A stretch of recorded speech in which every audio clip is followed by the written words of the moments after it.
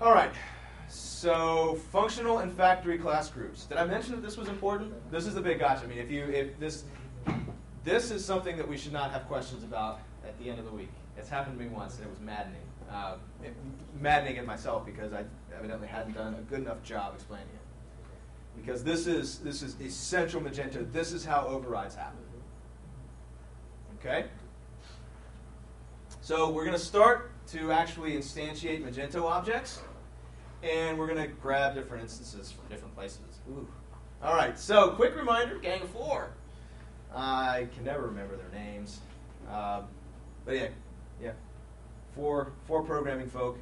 They came up with this idea of like, oh, why don't we have a class actually instantiate other classes? It's factory. That's what Magento does. Magento has a unique implementation of that. We'll touch on this. So what does this look like? Well, this is called realization in Magento. This is a call you'll see lots of places. Mage get model. And then first parameter is model class, and then you can pass in some arguments that get passed to a constructor. What does this do? So this is Mage. So this is that file that we opened earlier, appmage.php. That's this class. Inside is this function getModel define. Okay, that actually maps to getModelInstance. GetModelInstance says getModelClassName. Okay, from getModelClassName we actually use getGroupClassName. This is the only authoritative documentation that I have for calling a particular thing in Magento, which we'll be seeing in just a moment, class groups. I always struggled for what do you call it, short names, class prefix, what? It's a class group in Magento.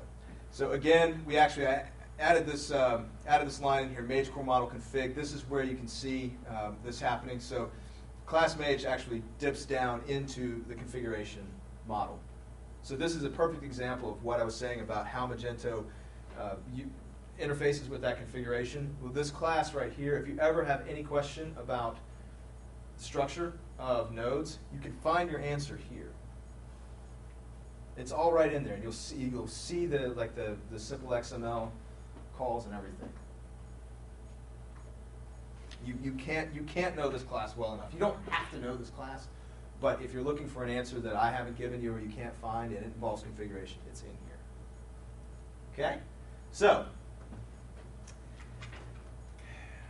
if you want to leave, now's the time.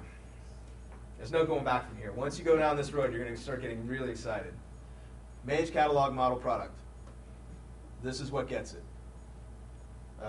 Here's that call to get model, and then eventually you have get config, get model instance, blah, blah, blah, blah, blah. It goes through here. This is the important stuff to remember. This is configured. This is a configuration value, okay?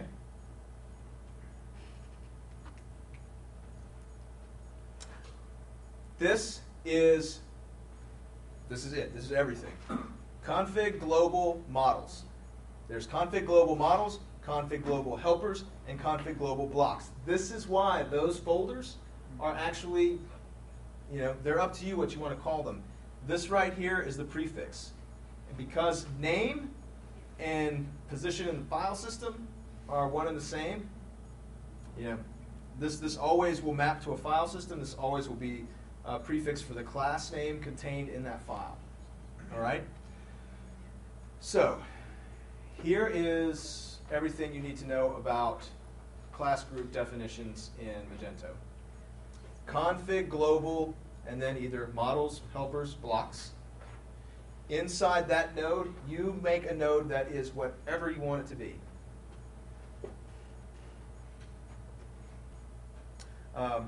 So, getModel uses the configuration object to look in global, in the models tag, and then we'll try and match this against something under models. Okay? So if I had foo here, that configuration structure that's been assembled, if I say mage get model foo / whatever, the application will look will use the configuration object to look in global models for a node named foo. And then in there, a node named class, which specifies this class prefix. So this becomes the first part of the class name. If I have product here, then the system is going to try and instantiate a class, Mage catalog. It's going to match catalog under here and try and instantiate Mage catalog model product. With a capital P. With a capital P. Yeah. So your naming in this case uses UC words, PHP function UC words, and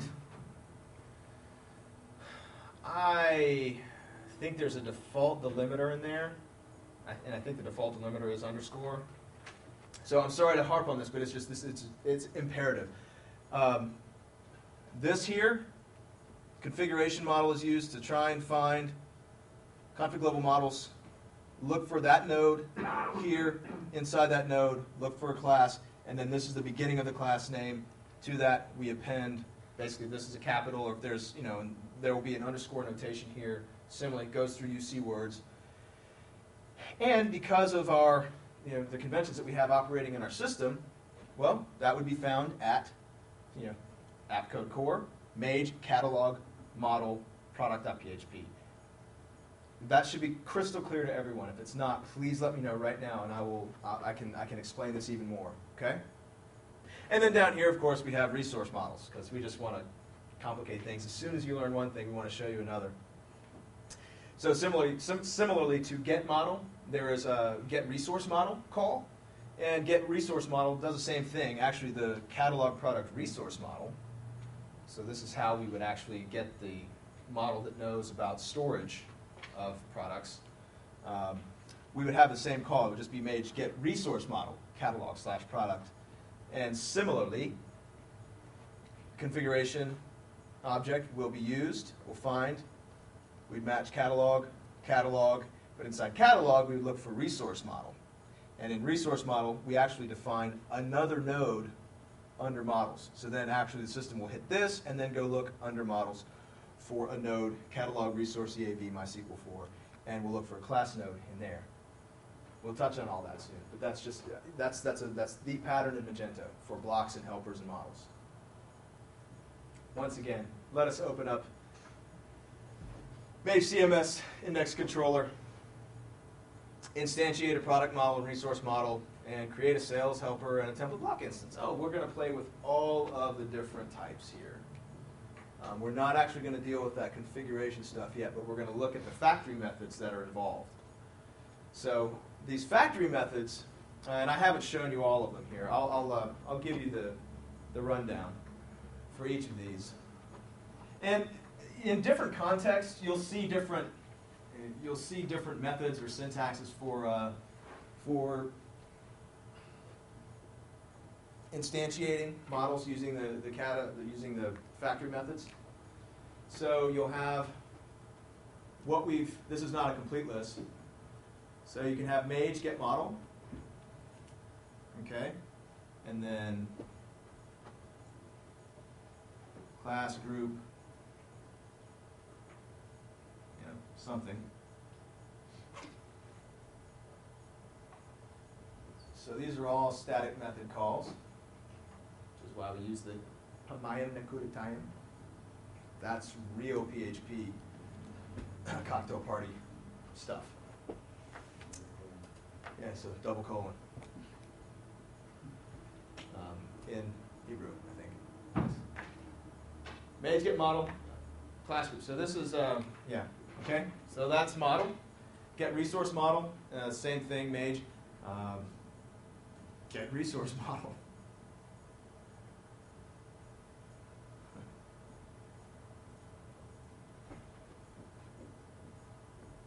Okay. And for helpers, of course, we have get model, get resource model. So how would we get a helper? No. it's Mage helper. Just helper. Just cause. Just cause they can. All right. So let's see, helper. And tricky thing with helpers, by the way, I'll go ahead and tell you this because it'll come up again. You can actually just specify sales. And that's actually, in class group notation, that actually maps to sales/data.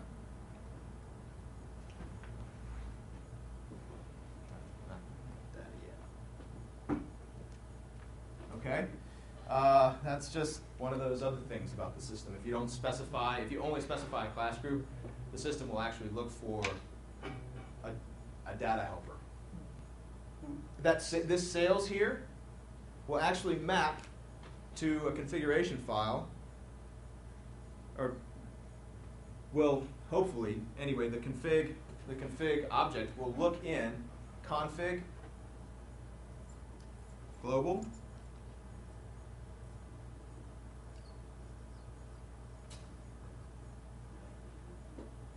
helpers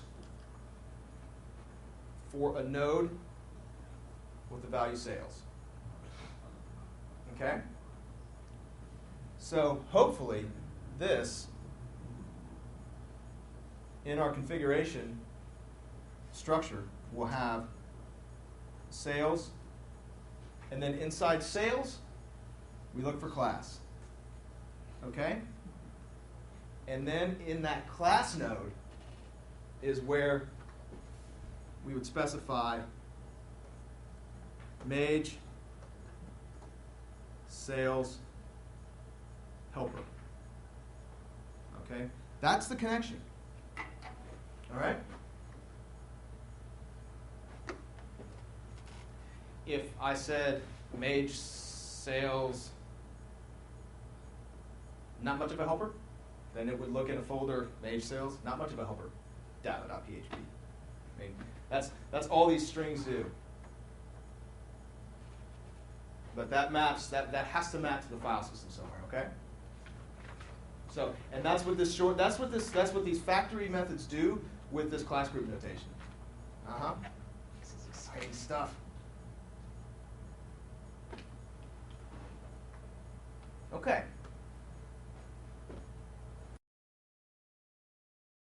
All right. So, here we are at the end of lesson 6, and we're going to take a second to instantiate the product model, product resource model, sales helper, and the template block instance. So really this is just, again, not a very practical example, but something that should help kind of get you, those of you who haven't done this before, familiar with working with these factory methods. And we'll also kind of take a look again at what's going on inside the configuration. So you may have the index controller open. If not, it's again that's under App Code Core Mage CMS controllers, little c controllers, index.php. All right, so here we are in our index action once again. And it's very, very easy to instantiate these models and helpers and blocks. You can simply just say, well, let's do zend debug dump call, and I'll just pass different things in here. So the first one we'll do is Mage get model catalog product. So in your own code, if you ever need to instantiate a product model, this is how you would do it. So this is just basic 101 level Magento. So let's see what the effect is. We'll go back to our browser here. Oh, we got a lot of stuff going on here. Let's see. But basically, yeah, that's what's going on. we have a model. Mage catalog model product. You'll see this up at the top here. Yeah. So that's that. So what happened? But let's look at what happened. Well, Mage get model.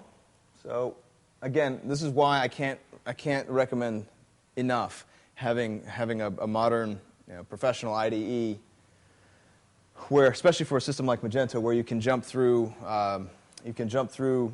function calls and get the PHP doc references, highlighting code completion, etc. And you can even use Xdebug to step through the code.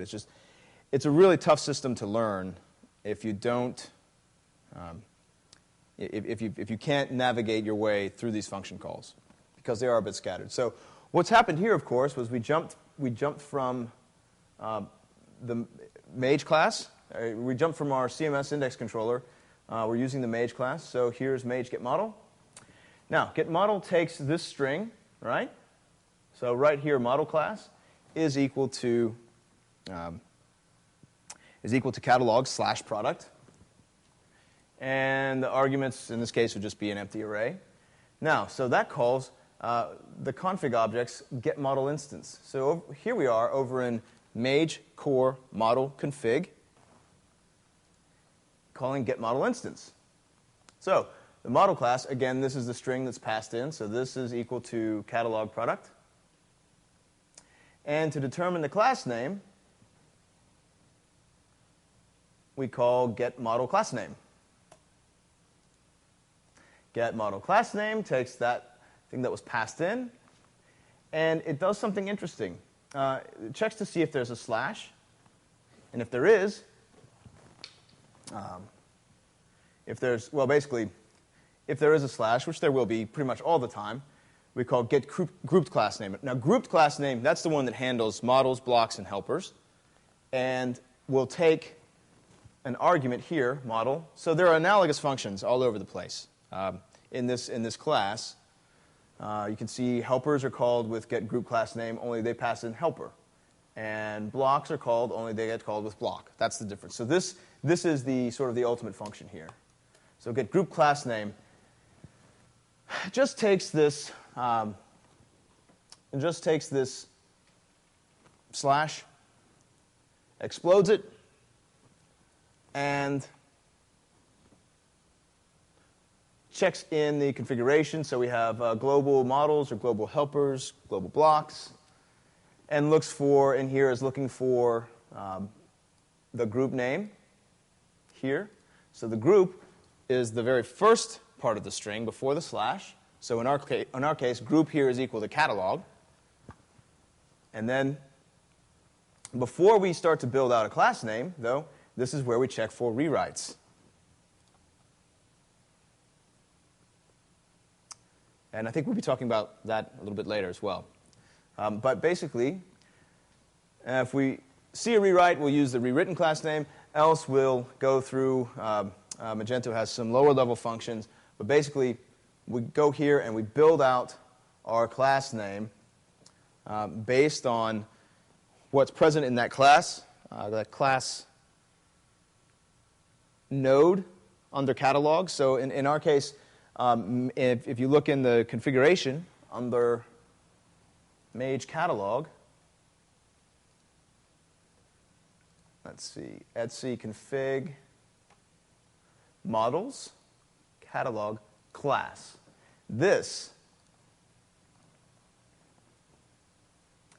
is how we sort of resolve our way here. So from this, we get Mage catalog model as our class prefix, and we append the class that we passed in, and that's the second part. That's what's after the slash. Append that, and then run this UCWords function on it, and get our class name. And then we call, then we'll return the class name, and eventually, and then we'll call new, and then the autoloader kicks in, et cetera, and so forth. So that's how that works. And again, we'll be talking about this even more later because you can't talk about this enough while you're learning it. So that's the product model. Now, for the resource model, something interesting. What happens here, I'll go ahead and show you, is we'll use Mage get resource model. Resource model is still going to match catalog, but then inside of the catalog node, it's going to look for resource model node. And then this value here, which just needs to be a unique string, becomes another node that we look for under models here. And in here, we get the class prefix for resource models. And of course, we'll be dealing with this more later as well. So what does that look like when we want to instantiate that? So all we have to do is say Mage get resource model. And then here, rather than just dump the entire class, I'll just say die. Let's see. I'll assign this to a variable. Actually, I'll do this. Echo get class. And then die.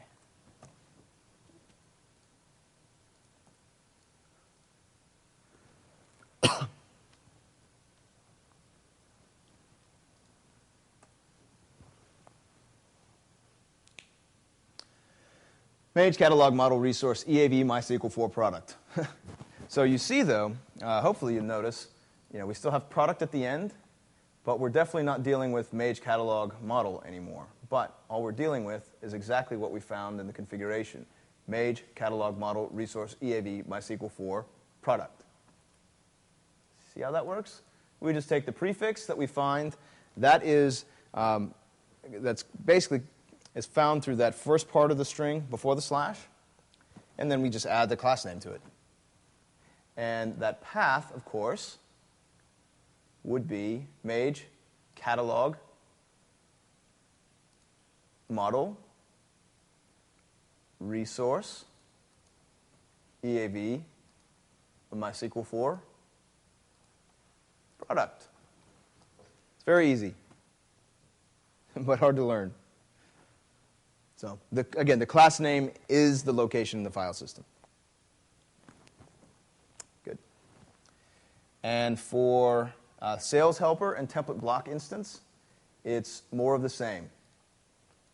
For helpers, we just simply call helper. Now, the sales helper is interesting because we only need to pass sales. That's the interesting thing with helpers, is that if you don't pass in some other part after a slash, if you don't have a slash, you're going to get this default behavior. The default name for helpers and modules is data. So generally throughout the code in Magento, you'll see calls like this, Mage helper sales, or catalog, or whatever. But what that's actually going to resolve to is sales data. That just happens in the config object. In fact, I think I can show you.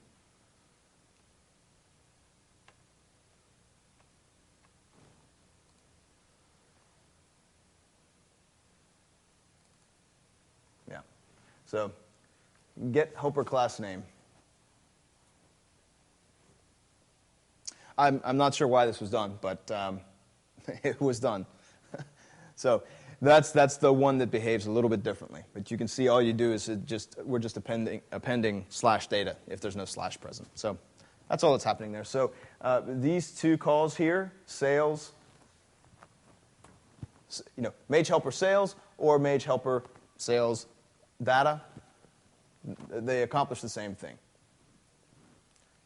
And then on the front end, let's see. Yep, Mage sales helper data. And again, Mage sales helper is a class prefix under global helpers sales. And that leaves the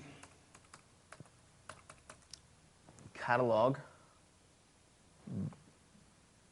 No, the template block instance. So this would be we're going to use the core template block. This is the basis, incidentally, and of course this is, we really will be talking about this in depth on Wednesday with when we get into rendering. But the core template block is the main block that you have, main block that you're using when you have a block class that uses a template. It just has some of the necessary chain of functions, fetch view, render view, and a specific protected toHTML method that allow the rendering system to work its magic on your block. Just take that on faith, and we'll actually look at the internals of that on Wednesday. So, core. So, and again, this is Mage core. So this is the core module inside the Mage namespace, which is in the core code pool. But again, that can be confusing. So Mage core block template. That's this class here. So now this one, though, template blocks are a little bit different. I'm sorry, not template blocks, but blocks in general are different. They are, there's no Mage, well, there is a get block singleton, but you don't want to use this. You instantiate your block against the layout object. So the layout object is, in a way, it's kind of similar to, I guess it's kind of similar to the config object. So Mage core model config, that's the class that knows about the configuration. Well, the layout object, which is Mage core model layout, is the one that should know about all the blocks that have been instantiated in the system. So, how do we do that? Well, we can do that any number of ways because we're in a controller. I'll show you the method that's used. It can be used anywhere. And that's Mage app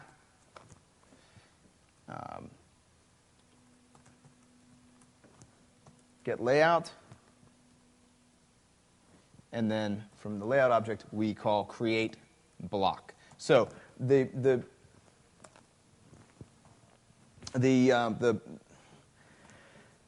analogous thing to Mage get model or Mage helper is getting the layout object and calling the create block method, and then you just simply pass in the type, and the syntax is the same to what we've seen so far.